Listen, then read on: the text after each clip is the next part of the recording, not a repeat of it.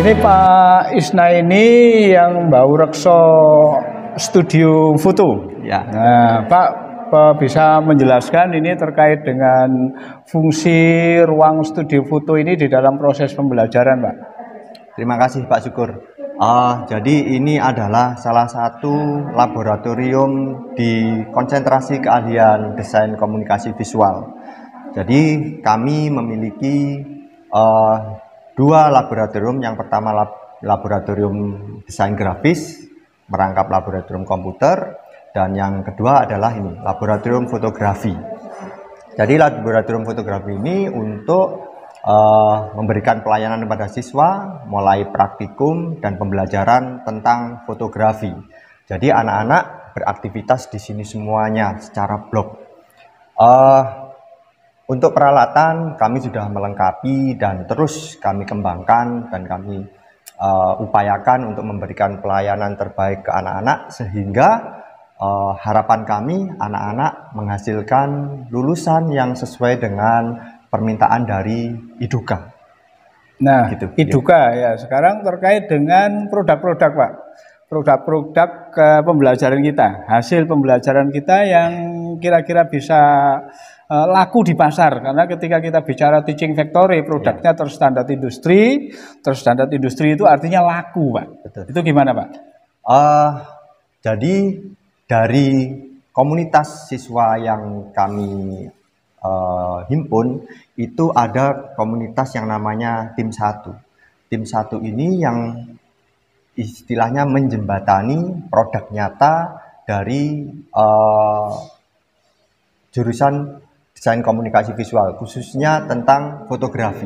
Jadi selama ini proyek-proyek real, misalkan foto ijazah, foto wisuda dari luar sekolah, itu yang mengerjakan anak-anak langsung, mulai dari lobby dengan klien, kemudian mulai eksekusi pemotretan, editing, sampai cetak, dan langsung ke konsumen. Itu semuanya yang melakukan adalah anak-anak. Kami sebagai guru hanya sebagai fasilitator saja.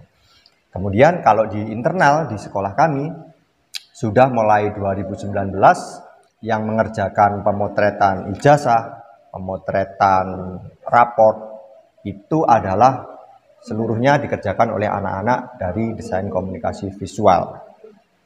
Gitu. Nah, kemudian produk-produk itu tadi ketika kita jual ya, ketika kita melayani masyarakat, itu kita kemas dalam bentuk paket atau seperti apa, Pak? Misalnya paket pre-wedding misalnya, atau paket wisuda, paket ke apa namanya begitu. Selama ini paket, Pak. Jadi paket misalkan 5 pose 20.000. 5 pose ada 10 pose 50.000 gitu. Sehingga anak-anak sendiri langsung paham, karena kita punya standar harga ya. Sehingga siapapun yang mendapatkan project, anak-anak sudah tahu ini nanti harganya sekian, Pak, sekian. Jadi sehingga walaupun informasi itu masyarakat tidak perlu ke sekolah, karena anak-anak sendiri sudah tahu. Ada fasilitas nggak buat anak-anak yang kemudian mendapatkan project gitu, berhasil mendapatkan project, dia menawarkan kemudian sampai kemudian berhasil menerima orderan, mengerjakan sampai dengan finishing, ada fasilitas nggak buat anak-anak seperti itu? Ada, Pak. Jadi anak-anak yang sering mendapatkan project ini tentunya dia lebih banyak diberikan kesempatan untuk praktikum secara real di laboratorium ini dan laboratorium komputer. Dan juga karena pasti kita mendapatkan pendapatan dari proyek-proyek tersebut ya. Di awal kami sudah dengan anak-anak konsensus ada sekian persen itu diberikan ke anak-anak sebagai istilahnya gantinya konsumsi. Dan itu yang jelas bisa memotivasi anak-anak untuk semakin giat berprojek, Pak. Ya, seperti itu. Harapan kami semacam itu.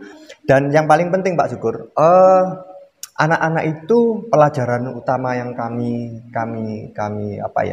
dapatkan adalah anak-anak itu biasa menerima komplain dari customer. Bagian dari soft skill-nya anak-anak. Itu penting banget karena ini sebuah istilahnya melatih mental anak-anak. Kalau yang komplain mungkin gurunya itu sudah apa ya, bagi anak-anak biasa, tapi kalau yang komplain itu langsung customer itu ternyata energinya lain. Oke, Iya.